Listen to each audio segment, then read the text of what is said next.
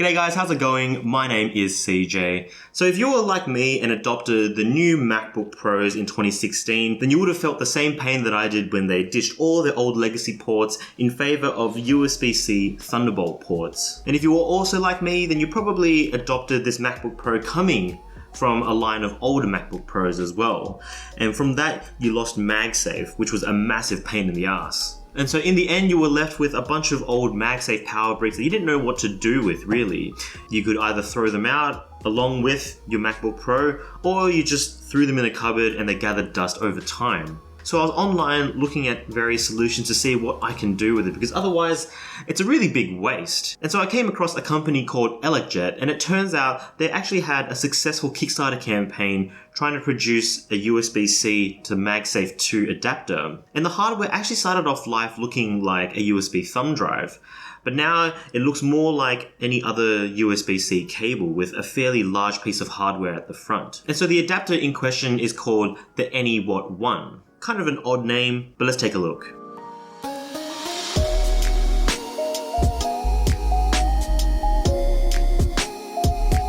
So to start off with, don't mind this 13-inch MacBook Pro with this funky ass case on it. This is actually my partner's, I swear. Anyway, let's get into the box itself. It comes in a fairly plain looking, straightforward box.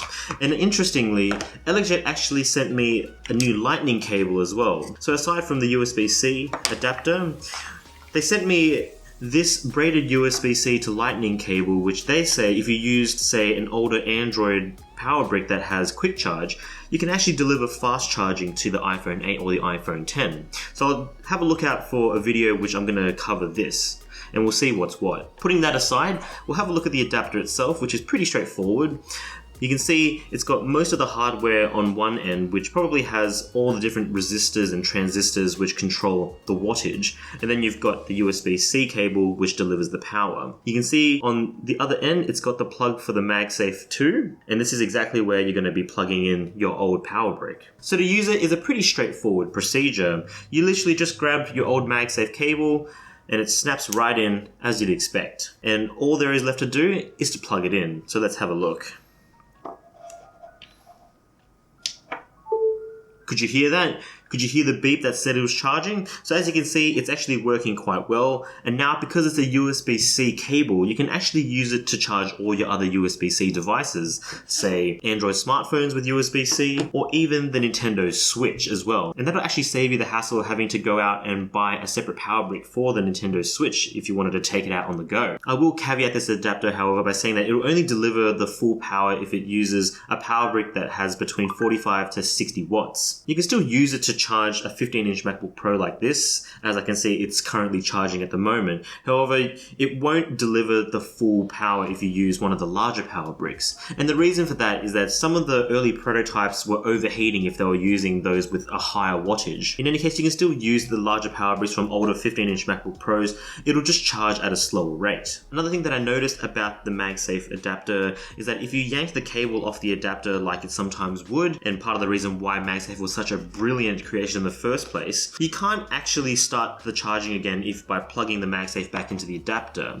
Instead, you actually have to unplug the USB-C adapter first, re-snap it in, and then plug it back into your laptop. Otherwise, it won't charge. Which is a bit of a weird bug because it actually works perfectly fine with other devices like the Google Pixel or other Android smartphones. Otherwise, it seems to do the job that it's advertised to do.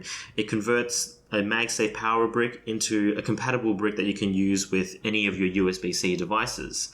And also the construction materials used is actually quite nice and it feels quite premium in the hand, which is always a plus. In any case, the Anywatt One is on sale on the Elecjet website for $24 US, which is a fairly inexpensive way of repurposing an otherwise neglected adapter. But anyway, what do you think? Do you think this is a useful little addition? Let me know in the comment section below.